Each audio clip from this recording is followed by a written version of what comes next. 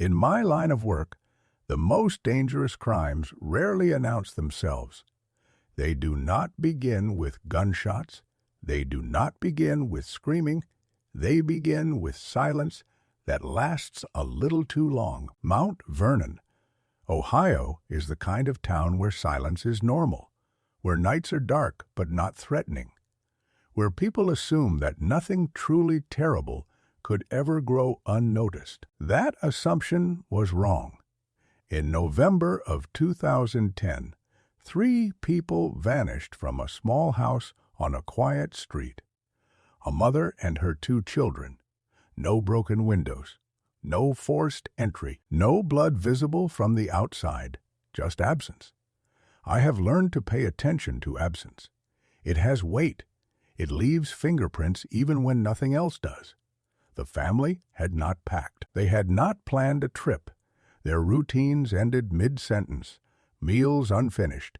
Shoes by the door. Toys where children had dropped them. This was not a disappearance. This was an interruption. When investigators first canvassed the neighborhood, they encountered the usual answers. No one heard anything. No one saw anything. No one noticed anything unusual, except there was something unusual. It simply did not register as danger. A man who worked with leaves. His name was Matthew Hoffman. In Mount Vernon, Hoffman was barely a presence. He did odd jobs, yard work, leaf removal. He lived alone. He spoke little. He made people mildly uncomfortable, in the way socially awkward men sometimes do. Nothing about him suggested violence. Nothing about him suggested rage. He did not fit the silhouette people carry in their minds when they imagine a killer. That was the first mistake. When I later reviewed photographs of Hoffman's residence, I did not see a home. I saw a psychological map. Leaves covered everything: floors, furniture, hallways. The space had been narrowed deliberately, forcing a person to crouch or crawl. Light did not travel freely inside that structure. Sound did not echo. This was not clutter. It was construction. Hoffman was not collecting leaves. He was building walls. In interviews with neighbors, a pattern emerged. Complaints had been made, not about threats, not about noise, about piles of leaves that never went away, about a man who seemed to be disappearing into his own property. No one called for a wellness check. No one escalated. In a quiet town, eccentricity is often mistaken for harmlessness. Investigators would later understand that Hoffman did not experience space the way others did. To him, space was something that had to be controlled, protected, reduced. The house where the family vanished became a focal point. Inside, officers would eventually discover crawl spaces packed with leaves, layers upon layers, as if nature itself had been instructed to conceal something. And it had. What disturbed me most was not the method of concealment. It was the intention behind it. Hoffman did not move the victims far away. He did not discard them like unwanted objects. He kept them close, beneath the house, within the boundaries of his constructed world. This was not about escape. This was about preservation, about freezing reality in a state he could tolerate. At this stage of the investigation, one truth became clear. The danger had never arrived from outside the town. It had been quietly folding itself inward for years, and no one had been looking closely enough to notice. There are houses that tell stories the moment you step inside, not through words, but through resistance, through the way light stops, through the way sound refuses to travel.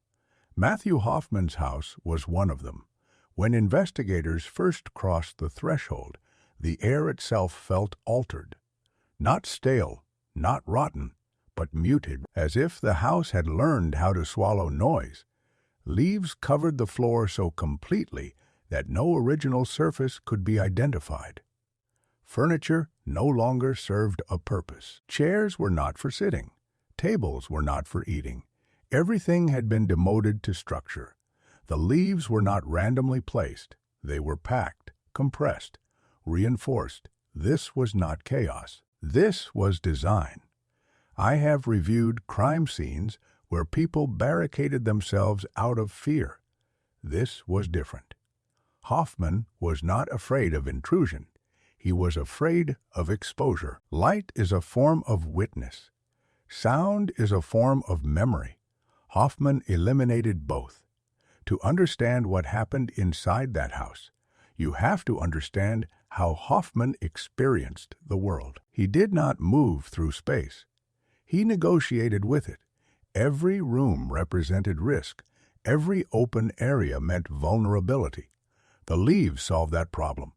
They narrowed hallways, lowered ceilings, reduced visibility. They forced the body into submission. To enter his world, you had to bend. To exist in it, you had to crawl. This was not accidental. It was symbolic. Hoffman was constructing a physical version of his internal state. Constricted, controlled, sealed, psychological evaluations later confirmed what the environment already showed. Severe hoarding disorder combined with profound social withdrawal, but those clinical terms do not capture the full picture. This was not accumulation. This was fortification. In normal hoarding cases, objects are saved because they might be useful someday. Hoffman's leaves had already served their purpose. They were not meant to be used. They were meant to block. Neighbors described him as invisible even before the murders. He did not socialize. He did not invite people inside. He avoided sustained eye contact. He existed at the edge of community awareness. What concerns me most in cases like this is not the disorder itself. It is the duration. This condition did not develop overnight. It required years of reinforcement, years of no intervention, years of people looking away. In Mount Vernon, Hoffman was allowed to disappear while still physically present. And when someone disappears long enough, they stop being perceived as fully human. They become background. That is where danger grows best, inside the house.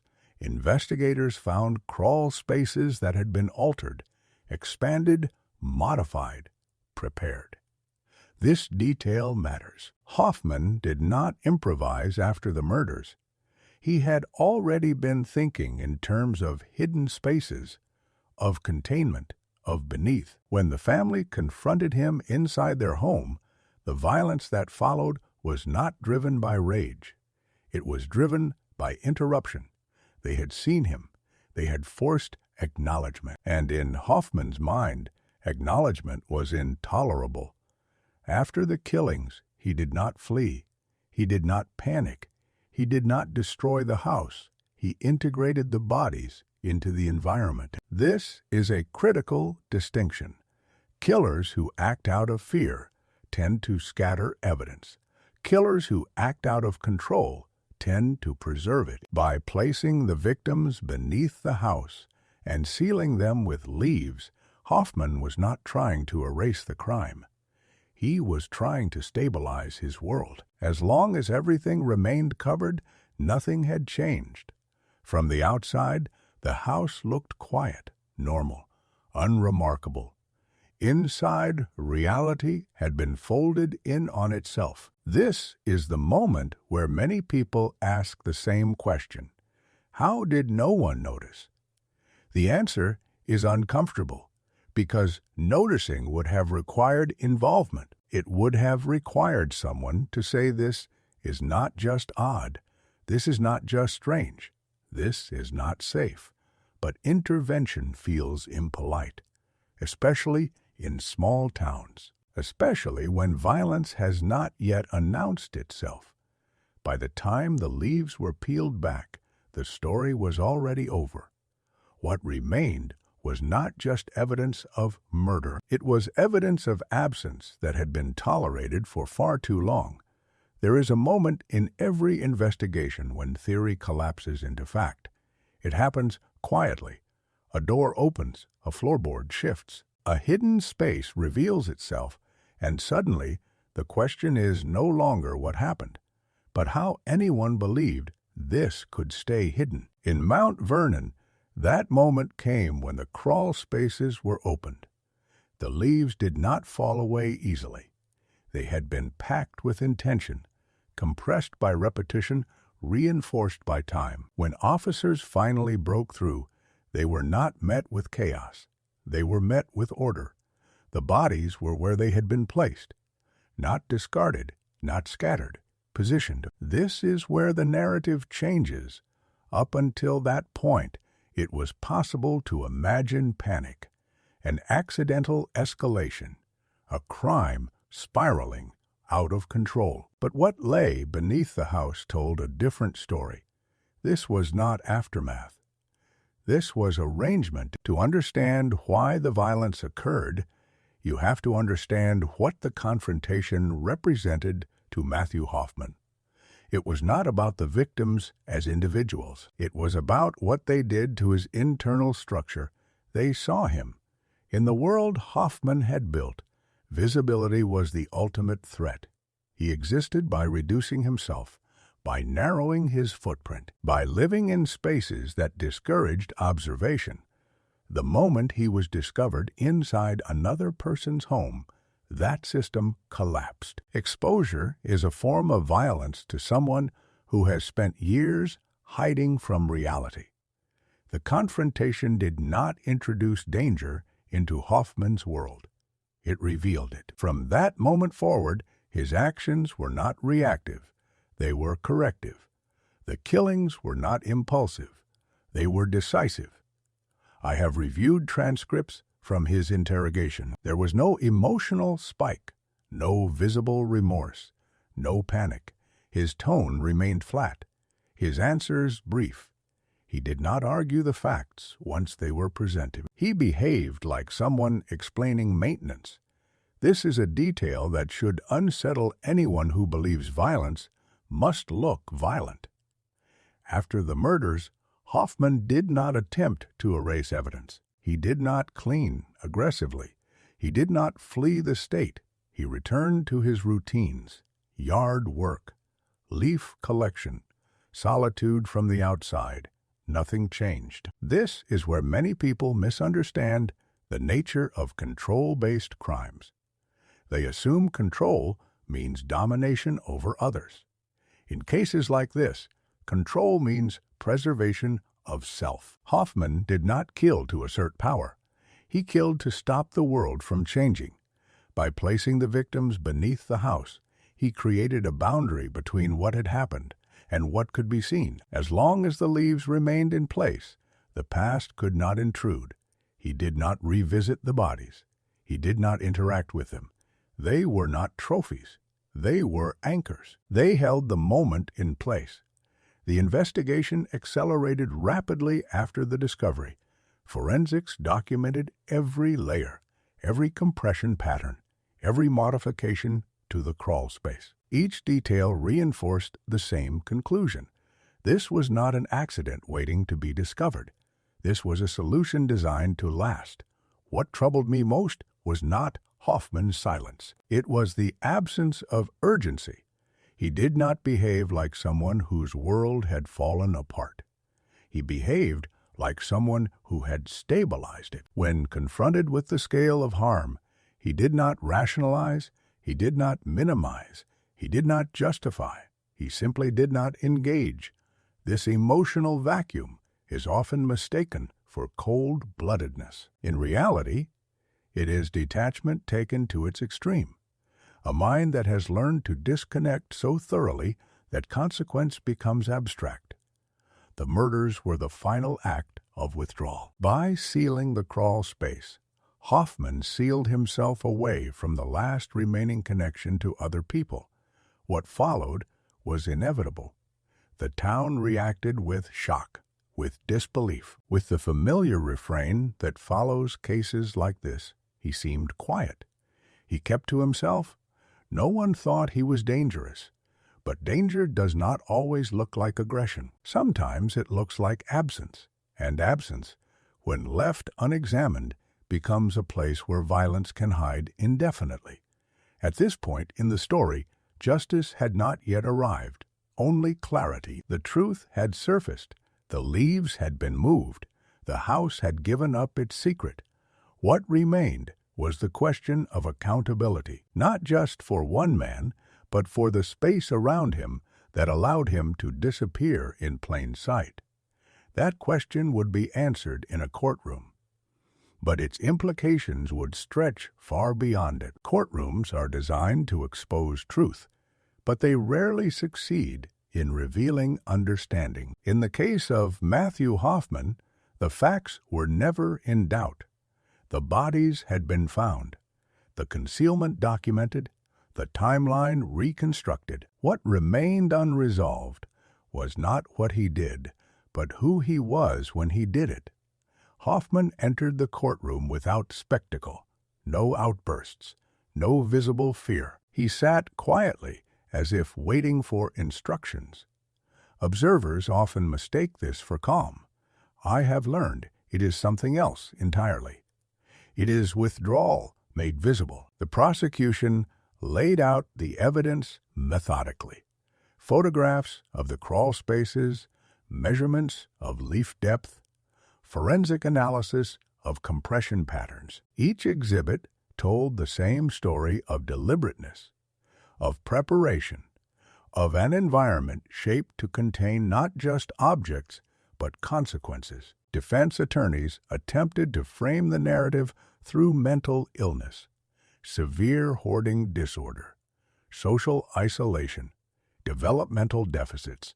These facts were real, but they were incomplete. Mental illness explains behavior. It does not erase responsibility. What struck me most was how Hoffman responded to language. When attorneys spoke of victims, his gaze drifted. When the discussion turned to space, to structures, to containment, his attention sharpened. This was not a man disconnected from reality. It was a man connected to a different one. Psychiatric experts described a mind organized around avoidance. Avoidance of interaction, avoidance of unpredictability, avoidance of being seen. Over time, avoidance had become architecture. The house was not a symptom. It was a blueprint. During testimony, the court heard about Hoffman's childhood, neglect, social difficulty, long periods of invisibility. None of this surprised me. These cases rarely begin with violence. They begin with absence. The danger was never the leaves. It was what the leaves replaced.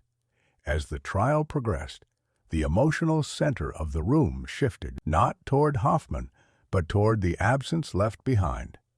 Family members of the victims spoke. Their words carried weight the evidence could not. They spoke of unfinished conversations, of rooms that no longer sounded the same, of children whose presence lingered in silence. Hoffman did not react.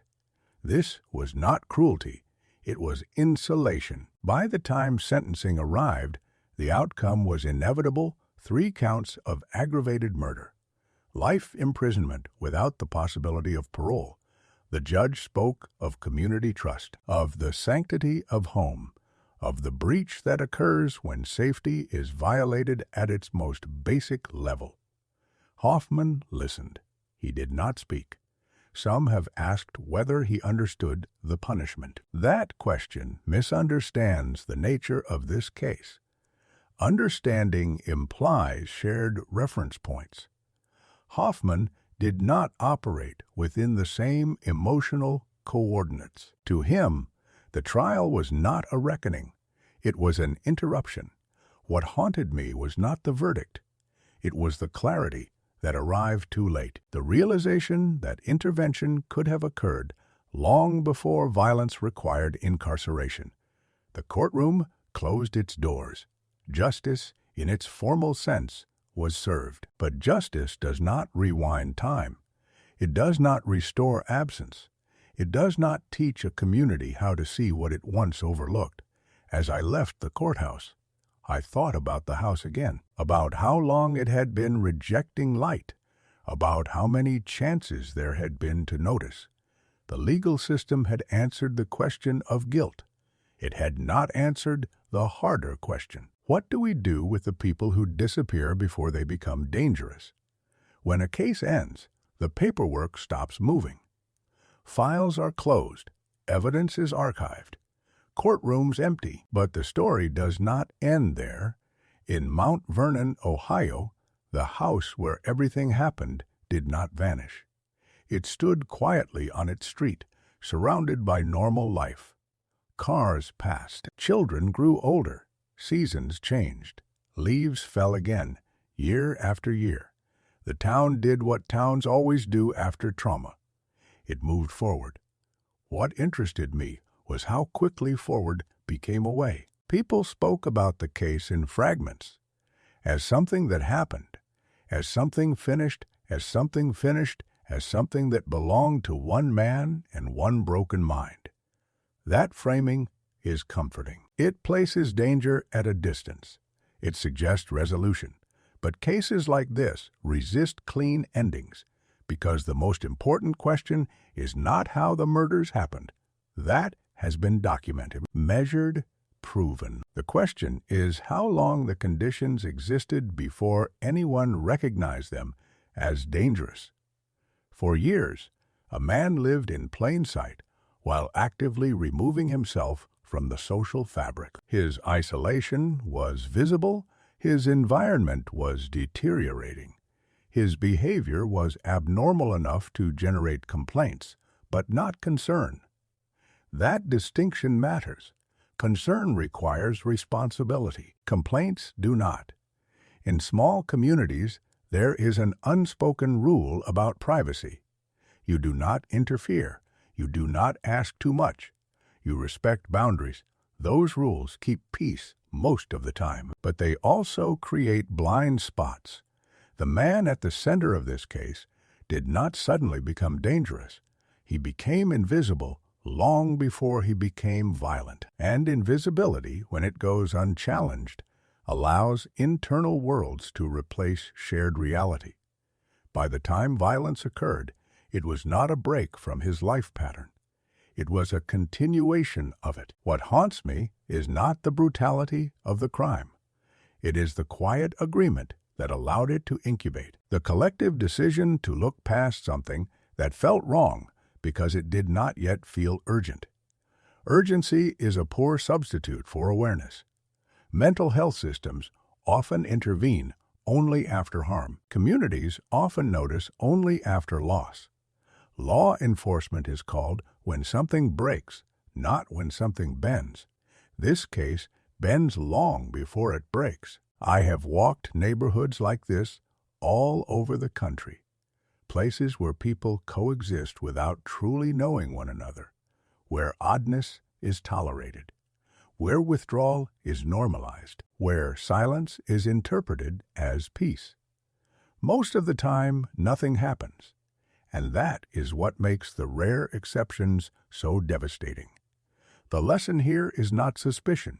It is attention. Attention to the people who shrink instead of expand, to the homes that close in on themselves, to the signs of withdrawal that feel uncomfortable to address. Intervention does not require accusation. It requires presence. As investigators, we often arrive after the damage is done. We document, we reconstruct, we explain. But prevention lives elsewhere. It lives in the moments before a case exists. In Mount Vernon, the town will continue. New families will move in. The house will eventually be renovated or replaced. The physical markers will fade. What should not fade is the understanding that danger does not always announce itself. Sometimes it folds inward. Sometimes it hides under ordinary things. Sometimes it waits for years, while everyone assumes someone else is watching. As I close this file, I do not think about the man who committed the crime. His story is complete. I think about the space around him, the silence that protected him, the distance that excused him, because that space exists everywhere, and every community must decide whether it will continue to look past it or learn how to see.